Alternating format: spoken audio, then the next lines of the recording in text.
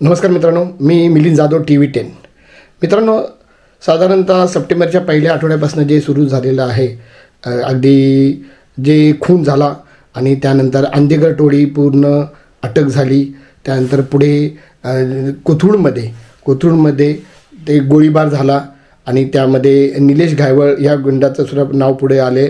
त्याची सगळं शोधकार्य सुरू झालं आणि त्यामध्ये निलेश घायवळ लंडनला जातो काय, मग त्याचा खोटा पासपोर्ट आहे हे कळतं काय, आणि त्याच्या पुढे जाऊन परत जैन जे हॉस्टेल आहे ते जर प्रकरण समोर येतं।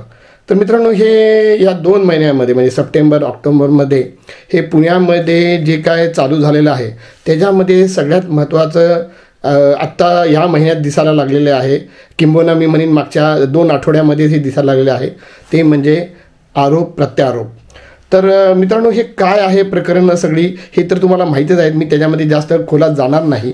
पण जसं मी नेहमी म्हणतो की राजकारणामध्ये TV10ला किंबहुना मला फार कमी इंटरेस्ट असून सुद्धा पण पुण्याशी संबंधित असेल आणि विशेष करून कोथरूडशी संबंधित असेल तर मी ते लोकांपुढे मांडणार आहे।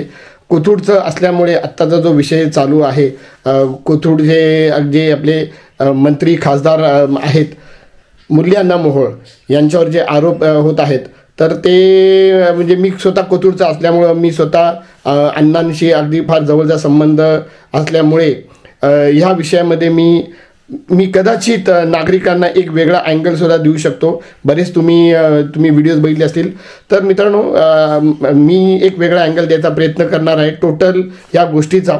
त्याच्यामध्ये बरेच काही जे म्हणतात ना की छोटे छोटे मुद्दे आहेत। उदाहरणार्थ आता सगळ्यात महत्त्वाचं म्हणजे मला जे वाटतं ते आता महानगरपालिकेची जी निवडणूक येणार आहे तोही मुद्दा एक जवळ असू शकतो। त्यानंतर हे सर्व जे काय होतं आहे ते त्याच्यामध्ये प्रसारमाध्यमांची भूमिका ही सुद्धा खूप महत्त्वाची आहे। त्यानंतर BJP म्हणजे जो केंद्रामध्ये सत्तेमध्ये आहे, त्यानंतर राज्यामध्ये सत्तेमध्ये आहे आणि पुण्यामध्ये सुद्धा तो सत्तेमध्ये आहे, तर ह्यांची भूमिका आणि त्यांच्या जे काही त्यांचे जे नेते आहेत, त्यांचे जे पदाधिकारी आहेत भाजपचे, त्यांच्यावर होणारे आरोप आणि त्यामुळे त्यांची होणारी प्रतिमा मलिन होत आहे, याच्यावर सुद्धा मी बोलणार आहे। हे वेगवेगळे मुद्दे आहेत। सगळ्यात महत्त्वाचा माझ्यासमोर जो मुद्दा आहे तो म्हणजे धंगेकर विरुद्ध मोहोळ, रवींद्र धंगेकर विरुद्ध मुरलीधर मोहोळ। तर धंगेकरच का आणि त्यांचा रोष मुरली अण्णा मोहोळवरच का, याच्यावर मला आज बोलायचं आहे। बाकीचे सुद्धा सगळे विषय जे मी काय म्हटलं ते एक एक टप्प्याटप्प्याने मी तुम्हाला सांगणार आहे।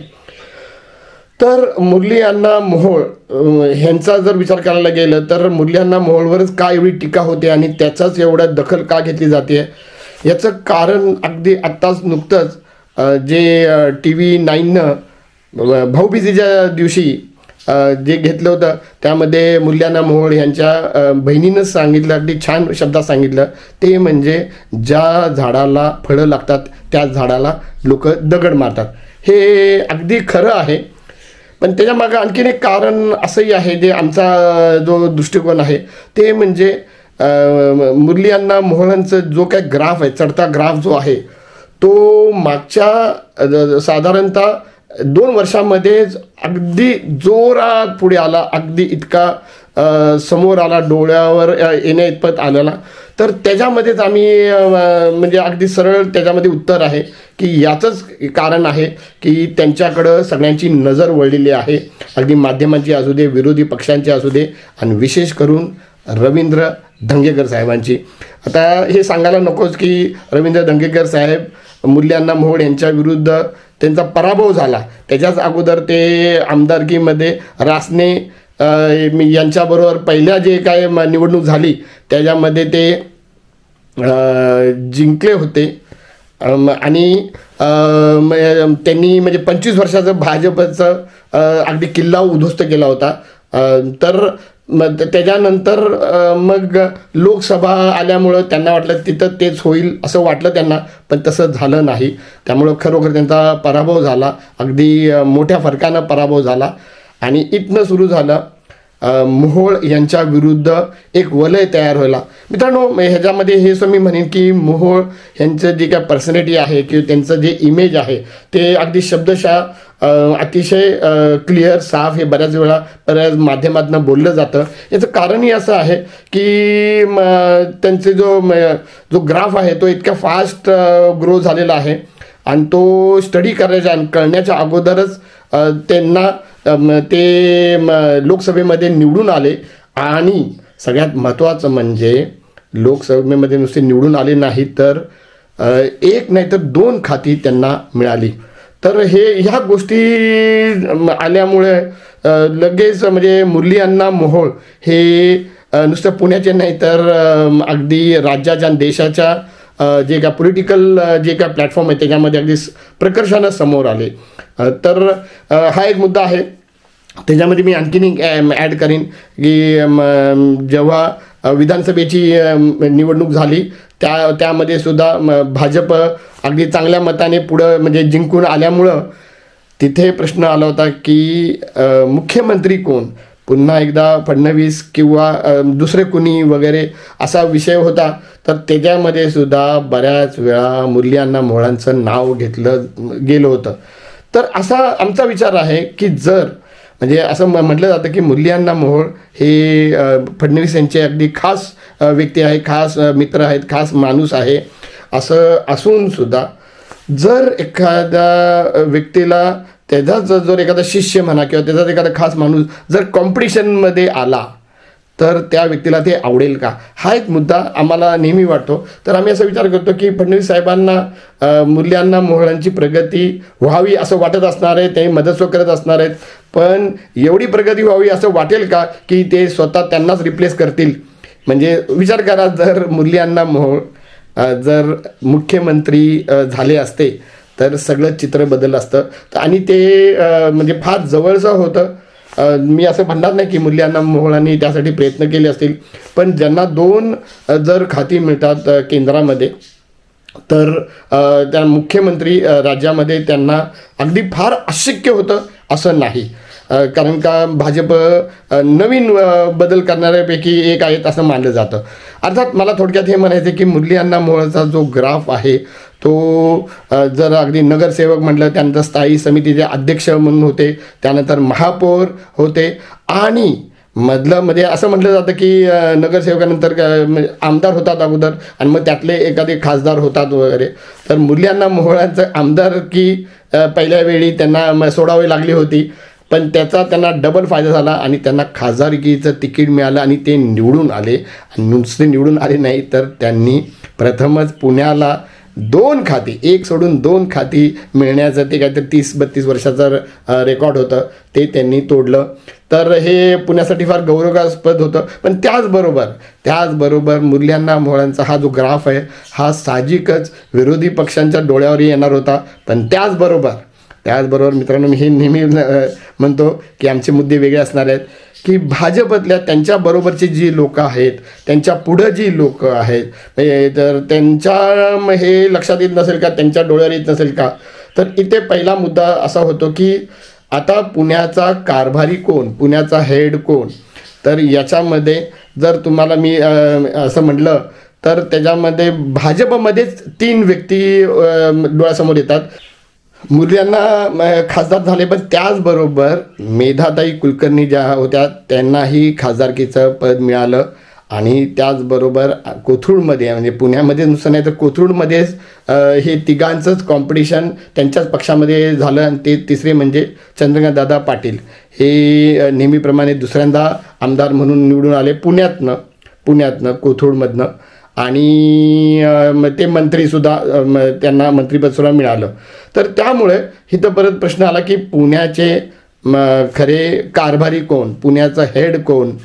जसं मागं कलमाडी होते, त्यानंतर मग भाजपचाच विचार करायला गेलं तर गिरीश बापट साहेब हे एका अर्थाने पुण्याचे हेड होते.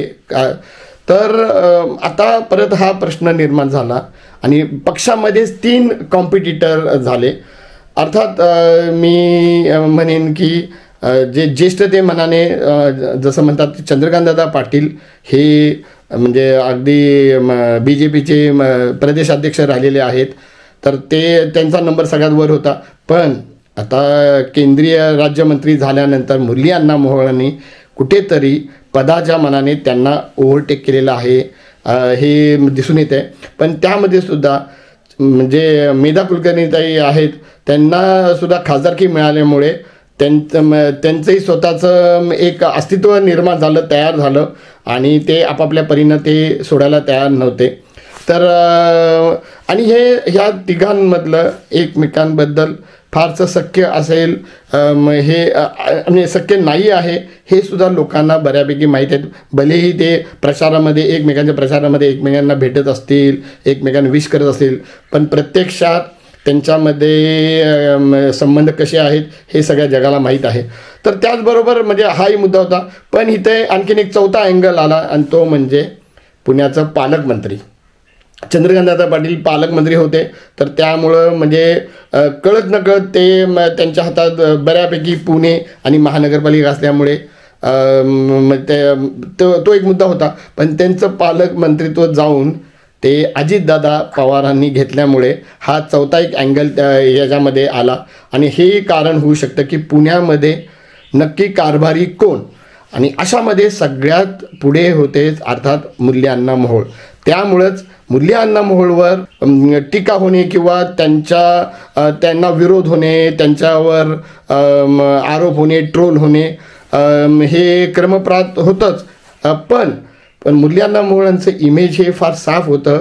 ते एकतर असे आहेत की म्हणजे छान सुसंस्कृत, मी एवढं नक्कीच म्हणेन, मी नेहमी म्हणत आलेलो आहे, सुसंस्कृत व्यक्ती आहे. आणि ते अगदी विरोधकाला सुद्धा म्हणजे बोलतात पण वाईट शब्द वापरत नाहीत. आपण त्याच्यावरही येणार आहोत की हे जे राजकारण झालेलं आहे ते आता नुसतं डर्टी पॉलिटिक्स नाही, तर इवन चाइल्डिश म्हणजे बालिश पॉलिटिक्स असं झालेलं आहे. एकमेकांना धमक्या काय देतात, एकमेकांना कुत्रा वगैरे काय म्हणतात. तर मित्रांनो, हा मुद्दा असा आहे की माझ्या आजच्या ह्याचा की मुरली अण्णा मोहोळच का, तर मुरली अण्णा मोहोळ ह्यासाठी की त्यांची इमेज फार चांगली होती आणि त्यांचा ग्राफ इतक्या फास्ट रीतीनं वर गेलेला होता. त्यामुळं साहजिकच नुसत्या विरोधकांच्या नाही पण त्यांच्या स्वतःच्या पक्षामध्ये सुद्धा ते टार्गेटवर, ज्याला म्हणतात रडारवर आले होते. आणि हा विरोध होणार होता. आणि आपापल्या पद्धतीने यालाच म्हणतात राजकारण की समोर बघायला मित्र आणि आतली माहिती देणारे हे जवळचे मित्रच असतात. त्याचमध्ये आता पुढचा माझा मुद्दा हा होता की दंगेकरच का, तर अर्थात दंगेकर जे होते त्यांचं स्वप्न सगळं भंगलं होतं. ज्यांनी मुरली अण्णा मोहोळ म्हणजे ज्यांनी ते ऐतिहासिक विजय मिळवला होता, तसाच दुसरा ऐतिहासिक त्यांची हारसुद्धा झाली आणि त्याच्यामध्ये कारण होते मुरली अण्णा मोहोळ. तर त्यांचा राग असणं साहजिक आहे. पण मुरली अण्णा मोहोळ यांचं काहीही चुकीचं सापडत नव्हतं. तर मग ते मात्र ह्या जैन हॉस्टेलच्या निमित्तानं हे त्यांच्या हाताला लागलं. आता त्याच्यामध्ये मी परत हे म्हणेन की TV10 सुद्धा पुराव्याशिवाय बोलत नाही. त्यामुळे त्याच्यामध्ये मुरली अण्णा मोहोळ किती बरोबर किती चुकीचं याच्यावर आम्ही आत्ता तरी जास्त बोलणार नाही. पण दंगेकरांना एक धागा आणि दोरा मिळाला. आणि सगळ्यात महत्त्वाचं म्हणजे जेव्हा त्यांनी ती टीका करायला सुरुवात केली तर त्यांच्याच म्हणण्याप्रमाणे त्यांना भाजपचे सुद्धा काही पदाधिकारी मदत करताना आत्तासुद्धा दिसत आहेत. आणि मित्रांनो, असं ज्यावेळी एखादं प्रकरण समोर येतं आणि जे प्रकरण यावं असं बऱ्याच जणांची इच्छा असते, तसंच झालं मुरली अण्णा मोहोळांचं. तर ते प्रकरण समोर आल्यानंतर त्यामध्ये बऱ्याच त्रुटी तर नक्कीच जाणवत आहेत. आणि त्यामध्ये जे धर्मदाय आयुक्त जे आहेत त्यांनी आपला सुद्धा डिसिजन फिरवल्यानंतर एका अर्थाने तिथं काहीतरी चुकीचं घडत होतं हेच एका अर्थाने त्यांनी मान्य केलं असं दिसतंय. रवींद्र धंगेकर यांना एक एक करून सपोर्ट मिळायला सुरुवात झाली. आणि मग एखादं प्रकरण बाहेर आल्यानंतर अशी म्हणजे प्रकरण ती किती त्याचे पुरावे असतील नसतील हे माहीत नाहीत, पण बरेच लोक जे मुरली अण्णा मोहोळांच्या कारकिर्दीमध्ये दुखावले गेलेले आहेत किंवा त्यांच्यावर अन्याय झाला असं त्यांना वाटतं, तर हे समोर यायला लागलं. त्यातलंच एक 9 लाखा तुम्हाला बघायला म्हणजे मिळेलच. त्यानंतर मग जर शोधलं तर कुठं ना कुठं तर काय ते सापडतं. जसं दंगेकरांनीच रोज त्यांना कुणीतरी पुरवत असणार आहे. त्यामध्ये महापौर असताना ते बडेकर जे त्यांचे पार्टनर आहेत त्यांची गाडी ते वापरतानाचा ट्विट वगैरे केलेला आहे. मित्रांनो, कसं आहे ना, बऱ्याच वेळा हे जे आरोप करतात त्याला फक्त त्यांचा उद्देश असतो की काहीतरी समोर आणणं, आणि तो एक म्हणजे जसं सिक्वेन्स असतो किंवा ते एपिसोडसारखं ते आणत असतात. तर दंगेकरांनी ते धरलेलं आहे. त्यात परत म्हणजे जे भाजपतले लोक आहेत जे म्हणतात की हे थांबलं पाहिजे वगैरे, त्यांच्या मनात एक असू शकतं, त्यांना मनात असंही असू शकतं की हे टीका चालू राहू द्या, आणि मूल्यांना मोह सापडले समजा असतील तर ते अगदी तळापर्यंत जाऊ द्या. त्यांना म्हणजे त्यामध्ये असा इंटरेस्ट असू शकतो. पक्षामधले अंतर्गत जे काही वाद आहेत आणि आणखीन दुसरी काही लोक आहेत त्यांनासुद्धा म्हणजे मूल्यांना मुळेच नाही की कुणाचंही वर जाणार ग्राफ बघवत नाही, तर ते सुद्धा ह्यातली माहिती पुरवत असतील आणि तोंडावर किंवा मीडियावर फक्त यांना शिव्या देत असतील. अगदी भीमाले साहेब आहेत तर त्यांचं तर इतकं खाली की कुत्रा वगैरे म्हटलेलं आहेत. पण मी एका अर्थाने जर ते दंगेकरांना कुत्रा असं म्हणले असतील तर भीमाले साहेबांनी एक म्हण लक्षात ठेवावी. तर त्यांची अवस्था आणि BJPची अवस्था अशी झालेली आहे की धरलं तर चावतंय आणि सोडलं तर पळतंय.